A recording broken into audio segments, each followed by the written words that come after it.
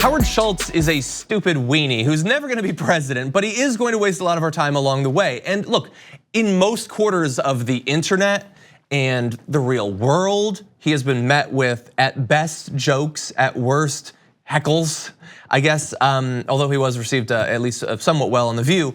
There is a place, though, where Howard Schultz and his Don Quixote-like quest to become president has been received very well.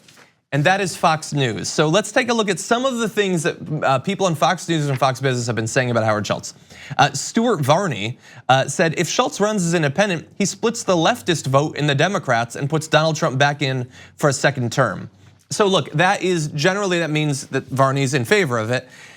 The idea that there's a lot of leftists that are considering voting for Howard Schultz seems weird. I get the general point he's trying to make that some people will vote for him. I doubt it's like, rank and file DSA members are like, yeah, Howard Schultz, I like his defense of the status quo in taxes. He's making the same point people always make whenever there's an independent runner from either side. Maybe it's centrist right, centrist left, and people get frustrated, they're gonna split the vote. But you still throw in those buzzwords like those leftists. It's constant branding with the same message. Anyone who's not a Tea Party member is a leftist at this point to them. Okay, next, this is Ainsley Earhart of Fox and Friends. Wall Street would love for him to run. I know Republicans would love for him to run because he would divide the Democratic Party. So they're very focused strategically there. It's just a basic statement, that's true. Yeah, Lou Dobbs says some Democrats are so concerned his bid would split anti-Trump votes on the left and ensure his reelection. Do it, Howard, do it. Run, Howard, run, something like that.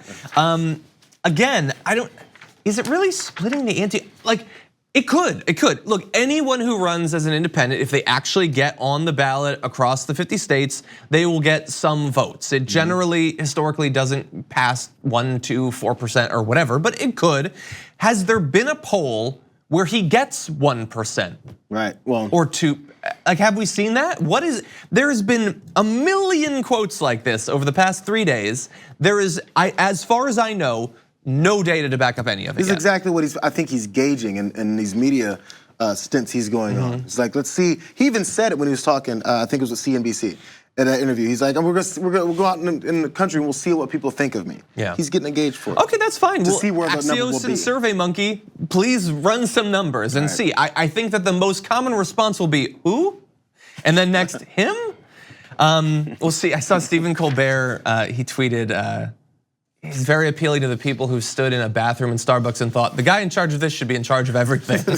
But anyway, let's see, Newt Gingrich, who's a Fox contributor. By the way, I love how, if you're just a name in politics, you don't have to have anything to actually contribute, any actual insight. You get paid. You get paid by CNN or MSNBC or Fox News, and you will just always be around. That's the way it works out. Jeff Flake was just hired, I think by CNN, is it? CBS? Yeah. Yes, you're right, it is CBS. Why? First of all, Jeff Flake will want to come on your air regardless, okay? Because he needs to stay relevant. You don't have to pay him. And also, what great insight is he really providing? Are you so desperate to get an anti-Trump voice that you'll bring on Jeff Flake? Bring on JR, bring on me. Yes. We will say lots of really harsh stuff about the president. Take that paycheck. Exactly. And so Newt Gingrich, I don't want to, let's not put up the graphic. You don't need to actually be exposed to the direct output of his brain, but he wants Trump to encourage Howard Schultz to run. And Trump has done that. So Trump had previously tweeted, Howard Schultz doesn't have the guts to run for president. Watched him on 60 Minutes last night and I agree with him that he is not the smartest person. Besides, America already has that. I only hope that Starbucks is still paying me their rent in Trump Tower. By the way, Donald Trump, thank you for clarifying that you are speaking metaphorically with the guts. You're not implying that he literally does not have a digestive tract. Stupid man. But anyway, look, do you think that Howard Schultz is going to last? Is he going to end up on the ballot? I was thinking this yesterday, I don't think so.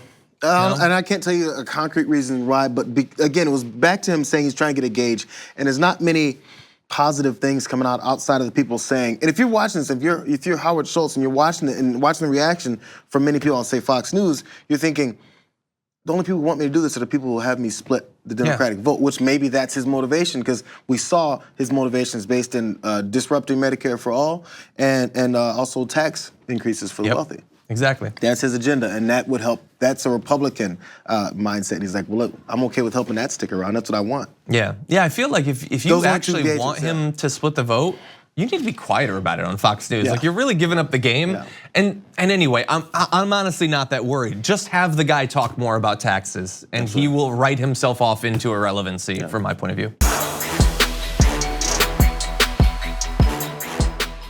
Thank you very much for watching this clip from The Damage Report. If you liked it, don't forget to subscribe to this channel and ring the bell on YouTube to get notifications of our new videos. And of course, you can catch the full Damage Report live every weekday at 1 p.m. Eastern, 10 a.m. Pacific on TYT Network on YouTube TV.